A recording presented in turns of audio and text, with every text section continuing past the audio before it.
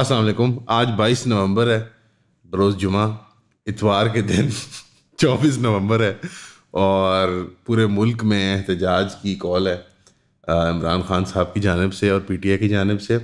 और recently Twitter के ज़रिए और बुशरा बीबी जो अहलिया इमरान खान की, उनके ज़रिए कुछ स्टेटमेंट सामने आई हैं जिनको बहुत हेविली स्क्रूटनाइज किया जा रहा है सोशल मीडिया और टीवी मीडिया के ऊपर। तो हम कुछ इसको क्रोनोलॉजिकली लेके चलते हैं एंड पहले हम एनालाइज करते हैं बुशरा बीबी की स्टेटमेंट को। उसको एनालाइज करने से पहले हम एक दो चीज़ें क्लैरिफाई कर लेते हैं कि इमरान खान और पीटीआई की तरफ से एक डॉक्ट्रिन ऑफ नेसेसिटी की बात की जा रही है कि जबकि पहले बुशरा बीबी के बारे में कहा जाता था कि वो पॉलिटिक्स से दूर दूर है, उनका कोई ताल्लुक नहीं है पॉलिटिक्स के साथ। और पहले भी ड्यूरिंग जब इमरान खान की प्राइम मिनिस्टरशिप थी, उनकी एक सॉफ्ट लॉन्च सी करने की कोशिश की थी उन्होंने। एक वो बड़ा ऑकवर्ड सा इंटरव्यू था बुशरा बीबी साहिबा का, और उसके बाद जब उसको नेगेटिव रिस्पॉन्सेज मिले थे तो उसके बाद फिर दोबारा उन्होंने नहीं ट्राई की। अब ये डॉक्ट्रिन ऑफ नेसेसिटी वाली आर्ग्यूमेंट नवाज शरीफ साहब भी, नून लीग वाले भी इस्तेमाल करते हैं, शहबाज शरीफ साहब भी इस्तेमाल करते हैं, पीपल्स पार्टी का जरदारी या भुट्टो ख़ानदान भी इस्तेमाल करता है। और वो आर्ग्यूमेंट ये होती है कि देखें, चूंकि हम ट्रस्ट नहीं कर सकते, हमारे यहाँ स्टेट प्रेशर बहुत है, एक बड़ी तगड़ी सिविल मिलिट्री ब्यूरोक्रेसी है जो हमें तंग करती है और इस्टेब्लिशमेंट बड़ी ख़तरनाक है, तो हमें अपने अपने फैमिली मेम्बर्स को आगे लाना पड़ता है। अब ये बात एक admission of failure and guilt है इम्प्लिसिटली कि हमने अपने पार्टी स्ट्रक्चर्स यानी पीपल्स पार्टी, नून लीग और इस केस में पीटीआई ने अपने पार्टी स्ट्रक्चर्स के अंदर कोई नर्सरी नहीं रखी जहाँ से कोई नई पौध तैयार होकर आए और पार्टी में वो डेमोक्रेटिक प्रोसेस से ऊपर आए। और नंबर 2, हमारे पास कोई डिसर्नमेंट का मैकेनिज्म नहीं है लीडरशिप का, सिवाय जो मंशा है सेठ की। जैसे कि एक सेठ कॉरपोरेशन होती है, कोई सेठ की फैक्ट्री होती है, कोई सेठ का दफ्तर होता है, किसी सेठ की पॉडकास्ट होती है, तो सेठ की बिना की हुक्म की मर्जी की बुनियाद पे चलो और फलाने को नवाज दो, फलाने को निकाल दो, फलाने को कर दो। ये एक प्राइवेट कॉरपोरेशन के लिए कुछ हद तक एक्सेप्टेबल है, वो भी हम डिबेट कर सकते हैं कि वो जायज़ है या नाजायज़ है, लेकिन कम से कम हम ये तो कह सकते हैं कि वो किसी की ज़ाती मिल्कियत है। ये पॉलिटिकल पार्टी या पॉलिटिकल ऑफिस है, ये एक पब्लिक मैंडेट की बुनियाद पर चलता है और उसके अंदर डेमोक्रेटिक होना उस स्ट्रक्चर का बहुत ज़रूरी है। जैसे कि इंट्रा पार्टी इलेक्शंस वगैरह का जो एक छठा होता है पाकिस्तान के अंदर, माँ सिवाय शायद मेरे ख्याल में जमात इस्लामी के अंदर एक non serious non democratic effort होता है टिकट बांटने का। टिकट बांटने की लैंग्वेज से मुराद ये है कि यहाँ पे इनायत की जा रही है, नवाजे जा रहे हैं। लेकिन चलें, ये मैं नॉर्मल फंक्शनिंग पॉलिटिकल सर्कमस्टांसेस के लिए बात करता हूँ और अभी हम फिर कुछ लीवे कट कर देते हैं पीटीआई वालों के लिए कि उनके पास बड़ी कोई कैटास्ट्रॉफिक कंडीशन है इस वक्त, बड़ी एक डायर सूरत हाल है, उनकी मेजॉरिटी लीडरशिप जो है वो कॉम्प्रोमाइज्ड है या ब्लैकमेल्ड हैं या कमज़ोर हैं या अगवाई के डर से या मार पिटाई के डर से, जेल के डर से, मुख्तलिफ वजूहात से वो इस वक्त इनफेक्टिव हैं और उन्हें पीटीआई को और इमरान खान साहब को जो है वो बुशरा बीबी के कंधों पे ये बोझ रखना पड़ रहा है। ये अब इसको एक्सेप्ट कर लेते हैं हम। लेकिन अगर जो डॉक्ट्रिन ऑफ नेसेसिटी है वो नेसेसिटेट भी कर दे कि बुशरा बीबी ही सामने आए, तो उनका पॉलिटिकल इनएक्सपीरियंस वाज़े है। उनकी जो स्टेटमेंट है वो इतनी कॉन्फिडेंट नहीं है, वो एक उसमें जोश खिताबत नहीं है, उसके अंदर वो फाइटिंग वर्ड्स नहीं है जो कि एक कौम को मोटिवेट करें, जो उनकी सपोर्ट बेस है कि वो 24 को बाहर निकलें और वो सब करें। लेकिन मेरे ख्याल में इस वक्त वो मोटिवेशन किसी तकरीर से नहीं वो डिमांड कर रहे, वो जो उनकी अफेक्शंस और लॉयल्टीज़ इमरान खान साहब के साथ हैं उसकी बुनियाद पर वो लोग कर रहे हैं। लेकिन एक और बहुत बड़ा मीडिया सर्कस क्रिएट हो गया, शायद बुशरा साहिबा की पॉलिटिकल इनएक्सपीरियंस की वजह से, या शायद एक इंटेंडेड स्टेटमेंट थी, या शायद वो एक्सटेम्पोर बोलने की आदी नहीं थी। हालांकि ये स्टेटमेंट्स मतलब डिटरमिन्ड होती हैं, तो आई सस्पेक्ट कि ये गलती से स्लिप अप नहीं हुआ, but the sort of language जो उन्होंने इस्तेमाल की उसके इर्द गिर्द एक बड़ा हुपला क्रिएट हुआ। इसमें हमारे सबके फेवरेट मंसूर अली खान साहब, वो थोड़ा सा ज़्यादा मतलब उन्होंने खुल के क्रीज से आके बैटिंग कर ली स्टेट की तरफ से, जिस तरह वो अक्सर कर जाते हैं, while maintaining a fair amount of neutrality. तो उन्होंने कहा कि आपका जो इनएक्सपीरियंस है, आप खातून हैं, मैं तो चाहता था कि आप पीटीआई के प्रोटेस्ट को लीड करें और आप अपने डेब्यू मैच के अंदर आके, यानी आपका एक डेब्यू मैच था एक किस्म का, तो उसके अंदर आके आपने डक पे आप आउट हो गई, आपने मतलब कोई 2-4 बॉलें फेस की और आप आउट हो गई। तो ये बड़ा प्रेशर आ गया आपके पोटेंशियल पॉलिटिकल करियर के ऊपर। तब उसके ऊपर जो एक जो हुपला क्रिएट हुआ है वो उसको मैंने नाम दिया सऊदी फैंटेसी का। अब वो एक एक्चुअल स्टेटमेंट है जिसको अगर हम एनालाइज करें तो वो अगर आप यहाँ प्ले कर दें तो मेरे ख्याल में ज़्यादा अप्रोप्रिएट होगा कि लोग सुन लें कि वो क्या स्टेटमेंट है। खान जब सबसे पहले नंगे पांव मदीना शरीफ गए थे, तो जब वो वापस आए थे तो फौरन ही बाजवा को कॉल आना शुरू हो गई थी कि ये तुम क्या उठा के ले आया, हम इस मुल्क में शरीयत का निज़ाम ख़त्म करने लगे हैं और तुम शरीयत के ठेकेदारों को ले आए हो, और हमें ये नहीं चाहिए। आप यकीन मानिए तब से खान और उसकी बेगम के बारे में गन डालना शुरू कर दिया और खान को यहूदी का एजेंट कहना शुरू कर दिया। ये मैं सिर्फ आपको इसलिए बता रही हूँ कि ये खान ने कभी पब्लिक में नहीं बताई। अगर ये बात गलत हो तो फिर आप बाजवा और उसकी फैमिली को पूछें, क्योंकि बाजवा और बाजवा की फैमिली ने ये बातें किसी को बताई थी जो खान तक पहुंची थी बाद में। क्योंकि आपको पता है कि जब आप इक्तदार में होते हैं तो वैसे भी आपके जो अदारे होते हैं वो आपको बहुत सी रिपोर्ट्स देते हैं। उन्होंने भी खान को ये बताया था कि असल कहानी ये है कि खान को इस चीज की सजा दी जा रही है कि वो आपके मुल्क के लिए, हकीकी आजादी के लिए, इंसाफ के लिए और नंगे पांव मदीना शरीफ की सरजमीन पे जो वो चले थे, ये उनको उसकी सजा दी जा रही है। अब जो आपने सुन ली ये स्टेटमेंट, इसके अंदर बेसिकली ये है कि उन्होंने कहा कि शी इम्प्लाइड इस तरह से कि सऊदियों की तरफ से एक मैसेज आया बाजवा साहब को कि ये तुम क्या उठा के ले आए हो, यानी मुराद इमरान खान, कि ये कोई मजहबी टाइप आदमी है, ये मुल्लायत का शिकार है, ये तो बड़ा दकियानूस आदमी है, ये शरीयत का बहुत बड़ा मुहाफिज है।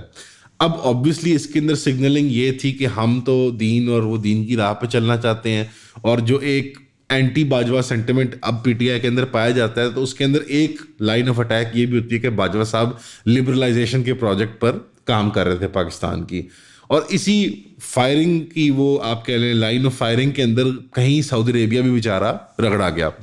अब उसके ऊपर एक सऊदी फैंटेसी क्रिएट हो गया कि हमारी फॉरेन पॉलिसी के ऊपर इतना बड़ा हमला हो गया है, हम सऊदी अरेबिया के साथ कैसे तिजारत करेंगे, कैसे नेगोशिएट करेंगे, बुशरा साहिबा ने ये क्या बात कर दी है, ये कैसे कर दिया उन्होंने, ये क्यों हो गया है। तो जहाँ तक ये बात है कि हमारे सऊदी अरेबिया के साथ रिलेशनशिप जो है वो बड़े छोटे या भाईचारे वाला बरादर इस्लामी ममालिक का है, वो बात तो दुरुस्त है, और उनका हमारा जो रोल रहा है हिस्टोरिकली, हमारे चाहे न्यूक्लियर प्रोग्राम के अंदर हो या हमारी मिलिट्री डेवलपमेंट के अंदर हो, तो ये बात वाकई में नेसेसिटेट करती है कि कोई भी पॉलिटिशियन यहाँ पे ऐसे लूज स्टेटमेंट्स ना दे। लेकिन यहाँ पे बुनियादी तौर पे सोचने वाली बात है कि ये पॉलिटिशियन आउट ऑफ पावर है। हमारे यहाँ जो क्रिटिसिज्म और तनकीद हो रही है फॉरेन पॉलिसी के मसले के ऊपर, वो फॉरेन मिनिस्टर के ऊपर, किसी एम्बेसडर के ऊपर, किसी डिफेंस मिनिस्टर के ऊपर नहीं हो रही, वो तनकीद एक खातून के ऊपर हो रही है जो कभी पॉलिटिकल ऑफिस के लिए रन नहीं की, जो लोकल डोमेस्टिक पॉलिटिक्स के ऊपर कॉमेंट करना चाह रही थी, और उनसे शायद एक लूज स्टेटमेंट कर दी गई या बना दी गई।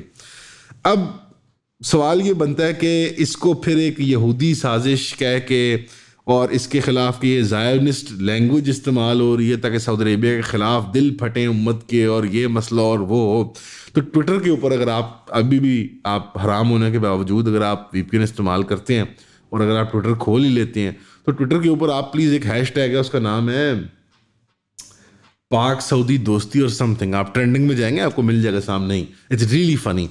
वो खोलें और आप उसमें 10 प्रोफाइल्स जिन्होंने को शेयर किया हुआ है, 10 प्रोफाइल्स, मैं आपको ये मैं आपको कहता हूँ, आप वो 10 प्रोफाइल्स खोल के मुझे बताएं कि अगर उसके पीछे एक रियल इंसान बैठा हुआ है या वो किसी आईटी सेंटर के अंदर एक बॉट चला रहा है, तो वो आपकी मर्जी है। और बॉट से मुराद यहाँ कोई एक्चुअल टेक्नोलॉजी बॉट भी हो सकता है, या मुराद यहाँ पे एक पेड कॉल सेंटर वर्कर भी हो सकता है।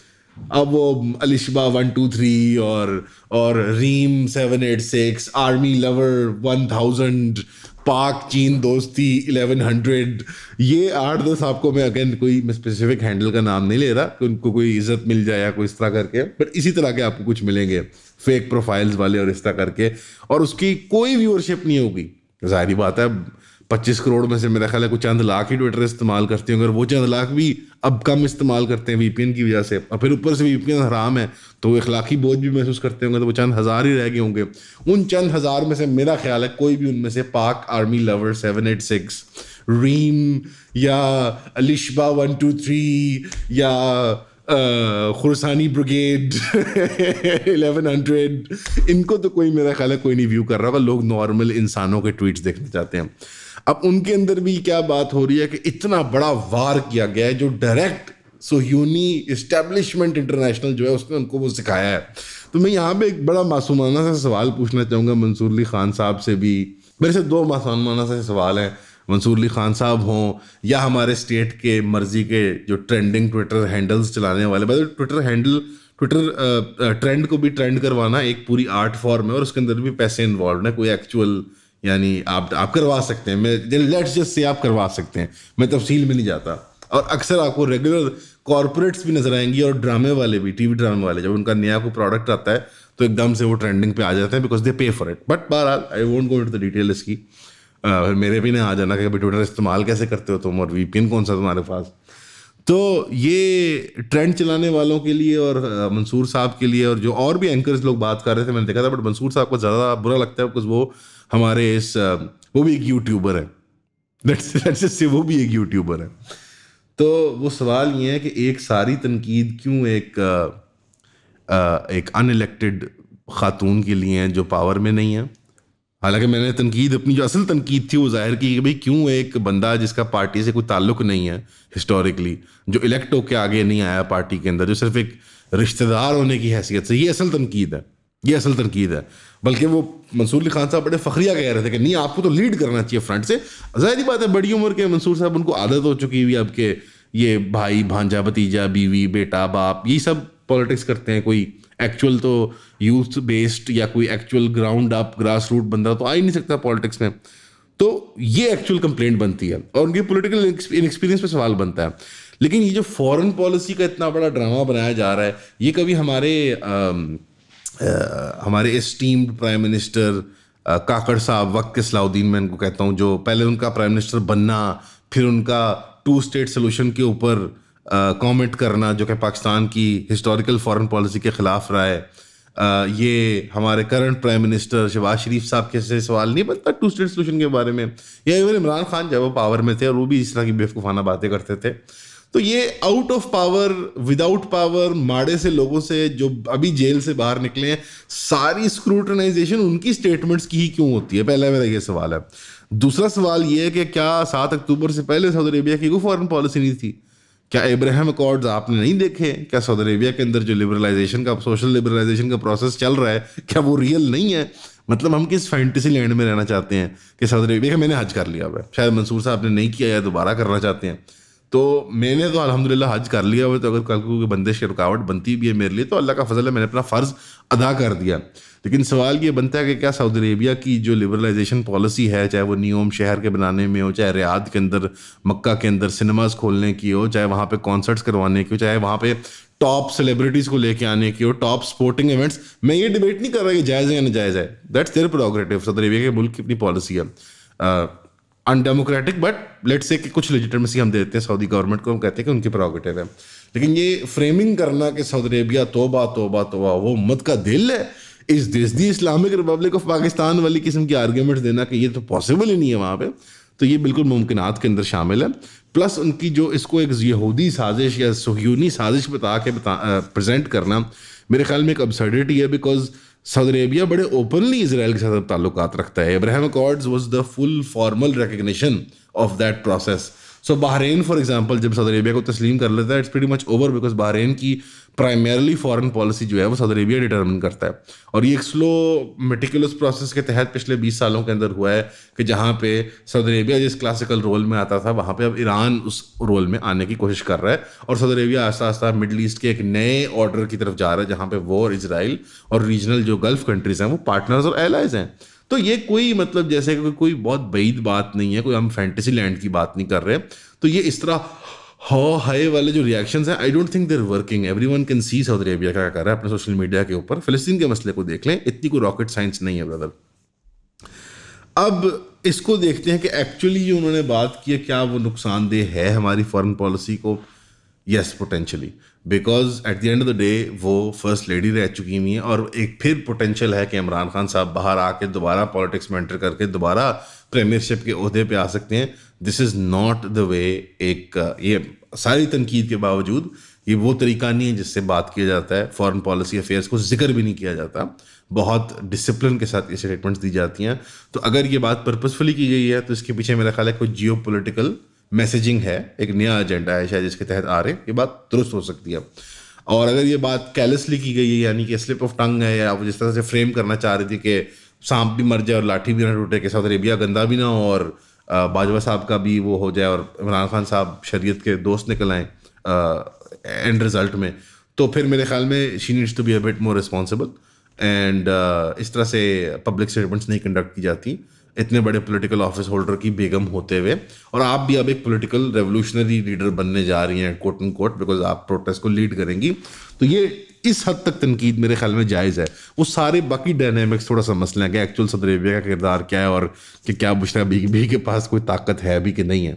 आप लोगों की सपोर्ट की वजह से आज हम यहाँ पे हैं, आप लोगों की सपोर्ट की वजह से हम ये कंटेंट बनाते रहते हैं। आप लोगों की सपोर्ट हमें चाहे इनबॉक्स डीएम की मद में है, चाहे वो कमेंट की मद में है, या स्पेशली 3000 रुपये की सब्सक्रिप्शन की मद में है, हमारे काम को बहुत आगे लेके जाती है। हमें किसी प्लेटफॉर्म की तरफ से कोई सपोर्ट नहीं है। आपके सामने हमारा चैनल डिमोनेटाइज हुआ है, एक दफ़ा नहीं 2 दफ़ा, उसकी वजूहत भी हमने आपको बताई हैं। डिमोनेटाइजेशन या फिर किसी की आवाज़ बंद कर देना बहुत गलत है, चाहे वो किसी भी इशू पे बात कर रहा हो। फ्रीडम ऑफ स्पीच के साथ खड़े हुए और हमें 3000 रुपये की सब्सक्रिप्शन प्रोवाइड करें। हमने ऑलरेडी ज़्यादा कंटेंट प्रोड्यूस करना शुरू कर दिया अपने पेड सब्सक्राइबर्स के लिए, और हमारी इवेंचुअली कोशिश होगी कि जो हमारा आधा कंटेंट है वो पेड सब्सक्राइबर्स के लिए ही हो।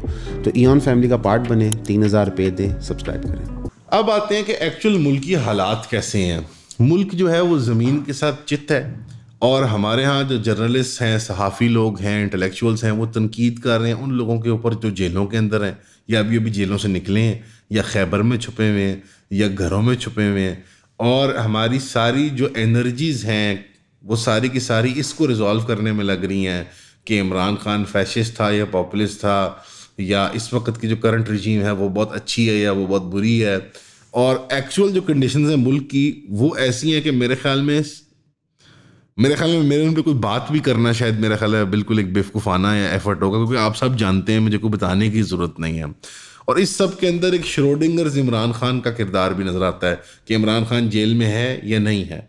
कॉन्स्टेंटली एक वो खबर आती है कि अब रिमांड उनका नहीं होगा, अब वो रिलीज़ हो जाएंगे, बेल हो गई है, फिर दोबारा एक केस में पकड़े जाते हैं। और इसी मद में जो पीटीआई वाले हैं वो कह रहे हैं कि 24 का हमारा प्रोटेस्ट अब कभी कैंसिल नहीं होगा। अगर इमरान खान साहब रिलीज़ हो जाएं तो वो एक सेलिब्रेशन होगी, अगर इमरान खान साहब नहीं रिलीज़ होते तो वो एक प्रोटेस्ट होगा। और उस प्रोटेस्ट की या सेलिब्रेशन की 3 बुनियादी डिमांड्स हैं। चुराया हुआ मैंडेट फॉर्म 45 फॉर्म 47 वाला वो रिपील किया जाए, और स्टेटस को चेंज किया जाए और बहाल किया जाए जो पीटीआई की पोटेंशियल गवर्नमेंट बनती थी। प्रिजनर रिलीज़ हो बहुत बड़ा, जो मैसिवली लोगों को 9 मई के इल्ज़ामात में और मुख्तलिफ दहशतगर्दी के पर्चों में उनको अंदर किया हुआ है इस वक्त, और टॉर्चर भी किया गया है, मारा भी किया गया, अच्छे हालात में भी रखा गया है। मिक्स्ड बैग है, डिपेंड करता है कि आपकी लक कैसी थी। तो उन चंद हज़ार लोगों को रिहा किया जाए, और ये बुनियादी एक डिमांड है। और तीसरी जो है कि 26वीं अमेंडमेंट जो भी हुई है, जो बहुत मेरे ख्याल में उस पर डिस्कशन हो चुकी है मुल्क के अंदर, उसको रिपील किया जाए और उसको अमेंड किया जाए। वो ऐसे नहीं उसको बरकरार रहने दिया जाएगा। ये है वो सूरत हाल जो होराइजन के ऊपर इस वीकेंड नज़र आ रही है हमें। ठीक है, एक पोटेंशियल बहुत बड़े क्लैश के लिए जा रही है एक सिग्निफिकेंट अमाउंट सिविल पॉपुलेशन की with the state and police का अपरेटस कैपिटल के अंदर स्पेशली जाके। इकॉनमी हमारी कंप्लीट स्टैंड स्टिल के ऊपर है, और उसके ऊपर जो लॉ एंड ऑर्डर की सारी एनर्जीज हैं हमारी स्टेट की वो पॉलिटिकल रिप्रेशन के अंदर लगती हैं, और लोगों के जो सिंपल बेसिक डेमोक्रेटिक राइट्स हैं कि वो प्रोटेस्ट करें, इजहार करें अपनी चीज़ का।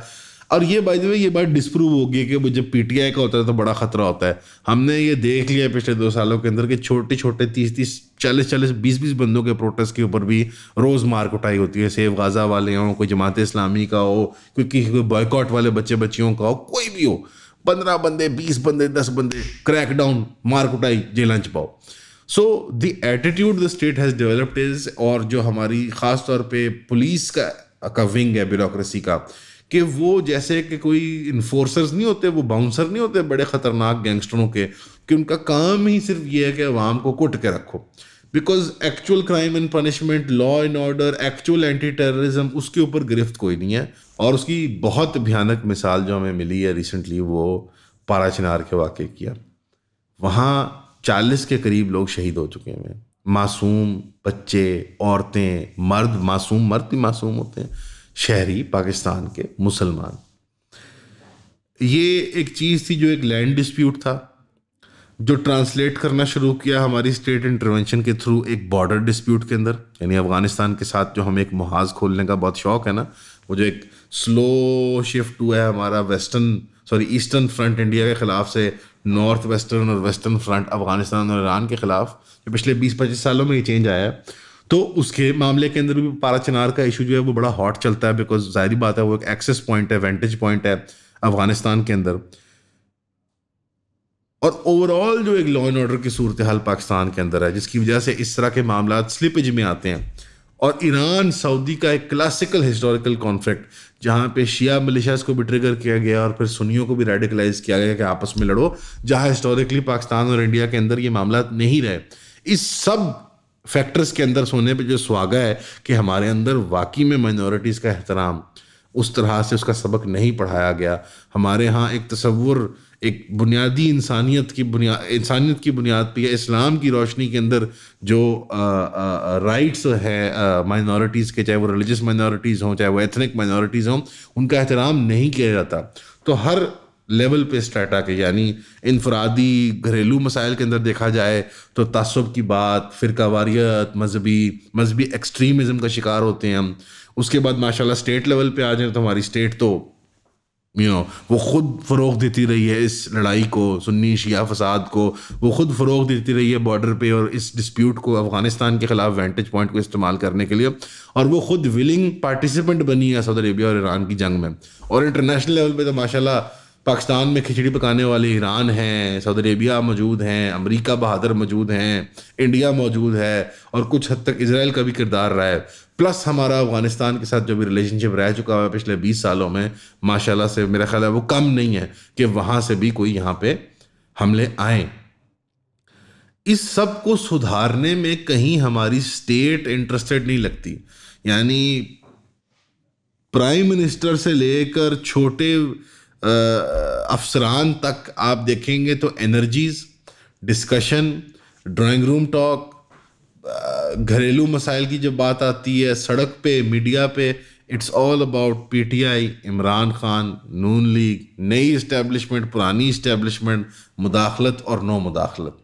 वही बार बार आपसे हम बात करते हैं। इमरान खान साहब, ऑल ड्यू रिस्पेक्ट, एक वो बड़े अच्छे लीडर रहे हैं और उनकी बहुत एक फॉलोइंग है, और वो माशाल्लाह से कुछ चीज़ों पे डटे हैं जो पाकिस्तान की तारीख में नहीं डटे लीडर, ये माननी पड़ेगी बात आपको। अहमद जावेद साहब ने बड़ा खूबसूरत कहा था एक दफ़ा इसको, कि उन्होंने एक ऐसा काम किया कि जो हमेशा होता है लेकिन उसमें एक नायाब जैसे उन्होंने एक एंगल उसमें लेके आए हैं कि उनकी ना तो आई खान साहब की, और बाकी इस तरह जुल्फ़िकार अली भुट्टो ने कभी ना की, नवाज शरीफ ने कई बार ना की हुई है हमारी मिलिट्री स्टेट को, लेकिन उनकी ना को हाँ में नहीं तब्दील किया गया। यानी जुल्फ़िकार अली भुट्टो को तो अनफॉर्चुनेटली कत्ल कर दिया गया एक्स्ट्रा जुडिशली, वो एक फांसी की सज़ा के ज़रिए, लेकिन एक्चुअली जुडिशली किया था, बट यानी कि जुडिशल प्रोसेस जो था वो बिल्कुल एक कैंगरू कोर्ट टाइप चीज़ थी। उनकी ना को साइलेंस कर दिया गया। नवाज शरीफ की ना मल्टीपल टाइम्स हाँ में तब्दील हुई, आजकल भी वो हाँ चल रही है। इमरान खान साहब पिछले 2 साल का अगर ट्रैक रिकॉर्ड देखा जाए कम से कम, तो ना वो ना को हाँ में तब्दील कर पाए हैं, ना वो उनकी ना को साइलेंस कर पाए हैं।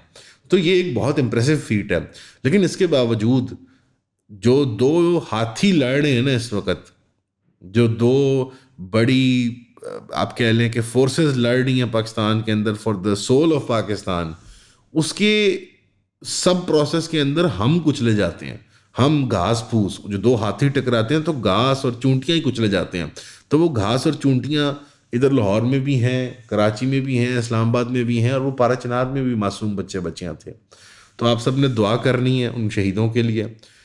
इस मुल्क में जो रिलीजियस लैंड डिस्प्यूट, हर किस्म के बहाने की प्रॉक्सी वॉर्स की लड़ाइयाँ चलती हैं आपस में, मुसलमान का गला काटता है बहाने से, तो इस सब के ख़िलाफ़ आपने एक हाथ उठा के दुआ करनी है दिल से। उन लोगों की मग़फ़िरत की दुआ करनी जो कत्ल हो गए इस मामले के अंदर सारे, और उनकी शहादत के लिए कि अल्लाह कबूल फरमाए उनकी तरफ से। ज़ाहिर बात है ऐसी हादसाती कत्ल हो जाना आपका, टारगेटेड किलिंग हो जाना आपकी, तो ये शहीद की मौत है यकीनन। और आप लोगों ने दुआ करनी है इस मुल्क में रेजोल्यूशन के लिए। अगर वो इमरान खान रिहा होने से होता है तो यार सो बी इट, निकालो उसको, करें यार आप लोग आपस में डील। अगर इमरान खान साहब का जेल में रहना मुल्क के लिए बेहतर है तो वो भी कबूल करें। आप सिर्फ दिल से हाथ उठा के कहें या अल्लाह इस मुल्क के लिए वो कर जो तेरे नज़दीक इसकी बेहतरी है। यानी हमारी ख्वाहिश नहीं, मंशा अल्लाह की मंशा यहाँ पे कायम हुए। जाते जाते मैं यही कहूँगा कि वो वीकेंड आ रहा है, बड़ा फैसला कौन किस्म का ये वीकेंड हो सकता है। बिकॉज मेरे ऑनेस्ट ओपिनियन में अगर पीटीआई बड़े नंबर्स में आती है तो बहुत एक अगली सिचुएशन बन सकती है, और अगर पीटीआई बड़े नंबर्स नहीं पुल कर पाती तो मेरे ख्याल में पीटीआई फिजल आउट कर जाएगी। ये वाकई में उनका एक लास्ट अटेम्प्ट और चांस है। तो दोनों तरह से ये बहुत बड़ा एक फैसला कौन किस्म का मार्का है। पाकिस्तान की हिस्ट्री में ये बहुत बड़ा इवेंट होने जा रहा है। चाहे नंबर्स कम भी हों बाय द वे, तो वो इतना इंपॉर्टेंट इन टर्म्स ऑफ उसको न्यूज़ कवरेज शायद वो ना मिले forever, but it's very important in the death of a party, यानी in the sense of a grand scheme of things. ये इमरान खान और उसकी तहरीक की एंड होगी अगर ये मेरी असेसमेंट है, I could be wrong, but अगर ये नंबर्स नहीं पुल करते and they don't make a big scene तो ये एंड है उनकी पार्टी की और इमरान खान साहब के पॉलिटिकल करियर का। लेकिन अगर वो उनकी कोई रिहाई हो जाती है, कोई बैकडोर नेगोशिएशंस के थ्रू वो निकल आते हैं, तो मेरे ख्याल में बहुत बड़ी रेवोल्यूशन कंसिडर की जाएगी हमारी आवाम के नज़दीक, और ये फिर भी एक डिफाइनिंग मोमेंट होगा। और अगर तीसरा है कि ना वो रिहा होते हैं, ना ये फिजल आउट करता है, नंबर्स में लोग इस्लामाबाद शो अप कर जाते हैं, रावलपिंडी शो अप कर जाते हैं, फैज़ाबाद वगैरह, तो दुआ करें इस मुल्क के लिए। इमलाक को नुकसान नहीं पहुँचाना, आप जो मर्जी जिधर मर्जी निकलें। आवाम से ही रिक्वेस्ट करता हूँ, स्टेट तो सुनती नहीं है, पुलिस तो सुनती नहीं है, वो तो इमलाक क्या, वो तो हमारे जिस्मों की हड्डियाँ तोड़ देती है उनको तो कोई फ़र्क नहीं पड़ता। आपने फ़िक्र करनी है। पुलिस वाला हत्थे चढ़ भी जाए तो आपने उसको नुकसान नहीं पहुँचाना, वो आपका भाई है, मुसलमान है, वो एक ड्यूटी कर रहा है, उसकी साइकी और जहनीत पर नहीं जाते, उसको छोड़ दें। आपने नहीं लड़ना उनके साथ, आपने पीसफुली पुश फॉरवर्ड करना है। आपकी सोच है, आपका एक विजन है, आप उसको लेके चलें, लड़े मत। पुलिस तो लड़ेगी, पुलिस तो लड़ेगी, आपको सब्र करना होगा अगर आप इसके लिए खड़ा होना चाहते हैं, आपका कॉज है अगर आपका ये पीटीआई वाला। और पब्लिक इमलाक को ना नुकसान पहुंचाएगा। एजेंट प्रोवोकेटर्स जो होते हैं, जो लोग बीच में फसादात मचाने के लिए भेजे जाते हैं, उनको पकड़ें, उनके आईडी कार्डों की तस्वीरें लगाएं सोशल मीडिया के ऊपर, बात पता लग जाएगी। बाकी दुआ करते हैं कि हमारी स्टेट की अपरेटस को, हमारे इंटेलेक्चुअल्स और इंटेलिजेंसिया को मेरे ख्याल में अब अकल के और होश के नाखून लेने चाहिए। We are bleeding, we are hungry, we are tired. Please इसको मज़ीद इलोंगेट और प्रोलॉन्ग ना करें, रिजॉल्व करें इसको। अब you have to talk, all of you have to talk this out now. शुक्रिया।